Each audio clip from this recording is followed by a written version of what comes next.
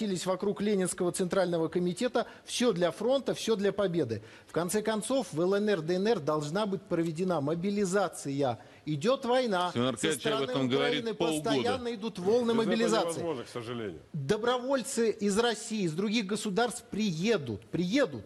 Но в ДНР и ЛНР должна быть проведена мобилизация. Невозможно вести тотальную войну, не проводя мобилизации. Должно быть единое командование. Войну выиграть очень сложно. Конечно. То есть мы должны посоветовать Новороссии, самое главное, стать государством во всех смыслах.